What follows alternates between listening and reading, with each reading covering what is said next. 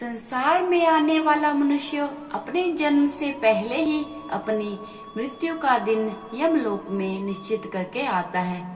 ये कहना सही होगा कि जो आत्मा संसारिक सुख भोगने के लिए संसार में आई है वह एक दिन वापस जरूर जाएगी, यानी कि मनुष्य को एक दिन मरना जरूर है।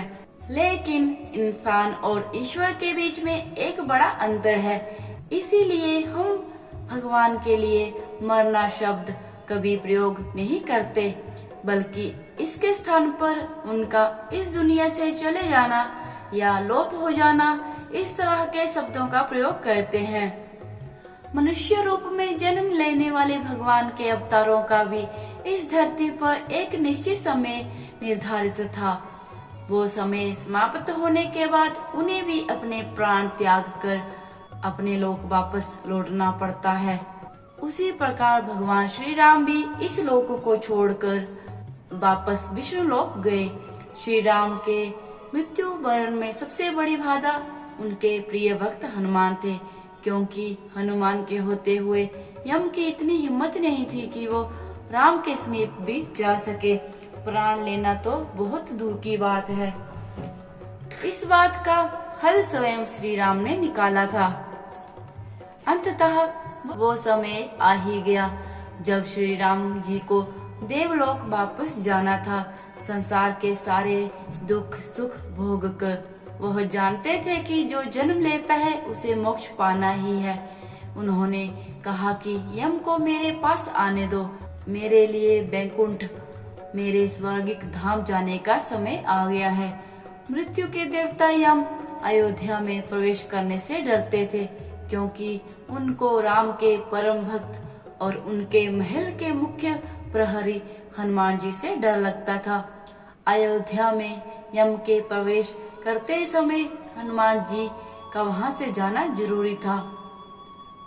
इसीलिए राम ने अपनी अंगूठी को महल के फर्श के एक छेद में गिरा दिया और हनुमान जी से इसे खोज कर लाने के लिए कहा। हनुमान जी ने स्वयं का स्वरूप छोटा करते हुए बिल्कुल भंवरे जैसा रूप ले लिया और केवल उस अंगूठी को ढूंढने के लिए छेद में प्रवेश कर गए। भगवान श्री राम जी द्वारा बनाया गया वह छेद केवल छेद नहीं था, बल्कि एक सुरंग का रास्ता था जो सांपों के नगर नागलोक तक जाता था।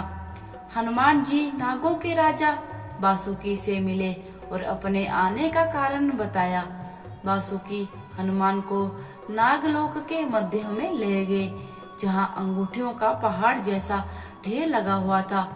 वासुकी ने कहा, यहाँ आपको राम की अंगूठी अवश्य ही मिल जाएगी। हनुमान जी सोच में पड़ गए कि वो कैसे उसे ढूंढ पाएंगे, क्योंकि ये तो भूसे में सुई ढूंढने जैसा था। लेकिन सौभाग्य से जो पहली अंगूठी उन्होंने उठाई वो राम की अंगूठी निकली।